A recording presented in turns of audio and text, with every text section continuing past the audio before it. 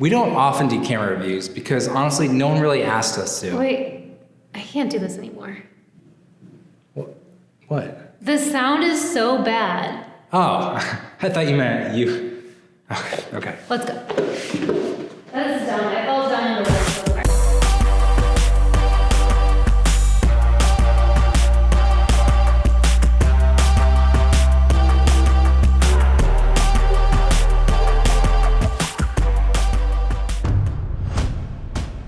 Much better. We don't normally do gear reviews, but since we got our paws on the new Blackmagic designed pocket cinema camera 6K, we thought it deserved a video of its own. If you are not interested in hearing about the specs and our thoughts about it, just jump ahead to see footage from the camera. Oh, and this video isn't sponsored by them in any way, so if it's a piece of hot garbage, we'll let you know. Let's get right into it.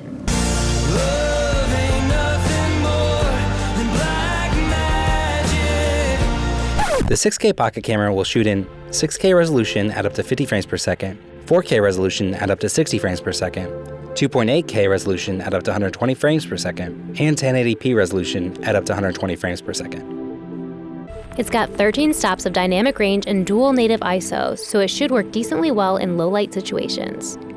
It has an EF lens mount, so we can use all the same lenses from our Canon cameras, and it has a Super 35 sensor. The back features a 5-inch 1080p LCD touchscreen. On the right, we have a CFast card slot and an SD card slot. There's also an HDMI output and USB-C for external recording. For audio, there's stereo left and stereo right microphones for a total of 4 built-in, as well as a 3.5mm jack and a mini XLR connection with phantom power. This is an audio test with the built-in microphones on the Blackmagic 6K. This is audio with the Shure Lens Hopper shotgun mic. Test, test, test. Check, check, check.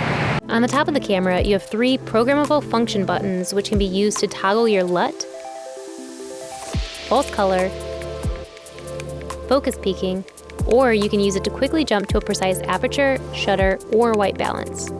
You then have 3 buttons for quick access to ISO, shutter, and white balance, a button to take still photos, and 2 record buttons.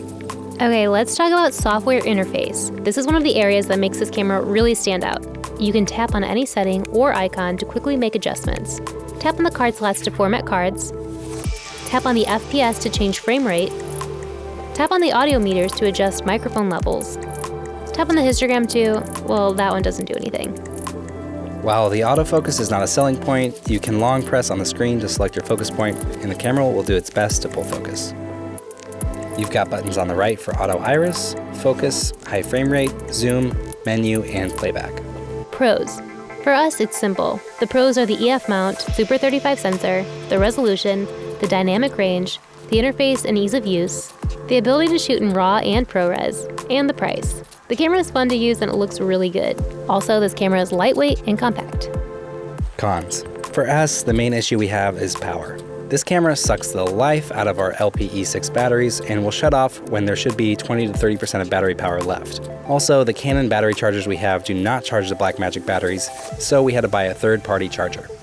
You can still use the included AC adapter that comes with the camera to charge if you want, but that can be restrictive if you're shooting on the go. You can also rig your camera up like Caleb from Moment using a bigger battery like a V-mount, but of course that will weigh down and bulk up your rig. They also sell a battery grip which can double the battery life, but it's an additional cost and adds to the size and weight of the camera.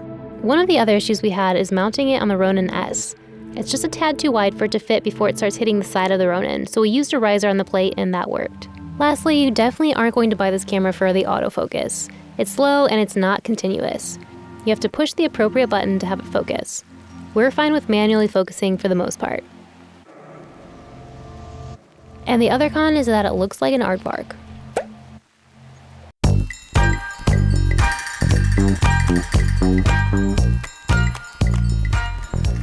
I'm so sick of not having a laptop that can handle all the photos and videos I'm editing for all the YouTube kids. Daniel, you'll never guess what just arrived. No time. I'm trying to figure out how to get 16 gigs of RAM into this laptop I'm making. But And it needs an 8th gen Intel Core i7-8565U processor, up to 4.6 gigahertz. babe, And it needs to have color accuracy in the monitor. yeah, we've got. And it needs to have all-day battery life, at least 19.5 hours. Mm-hmm. And it needs to be portable. Yep. Let's see, and finally it needs a 17-inch display at only 2.95 pounds, which is lighter than any 13-inch laptop. Yeah, this is literally all those things. What? What do you tell me?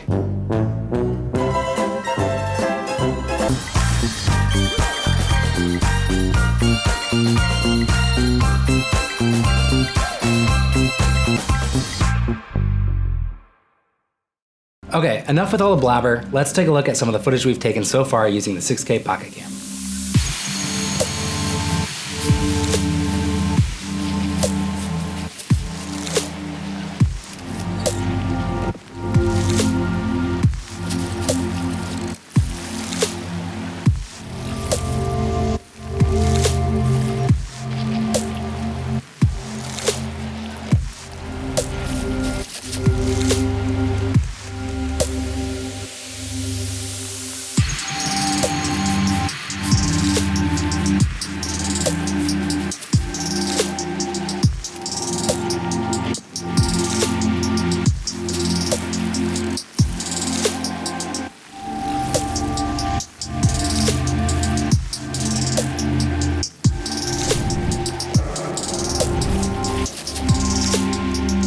We've really loved shooting on the 6K Pocket Camera so far and have been thoroughly impressed with the footage. When we want either higher resolution or a higher bitrate or both, this camera can take the place of our bigger, bulkier Canon C200. The overall interface and ergonomics make it super easy to jump in and start using without toggling through menus and sub-menus to find the right settings.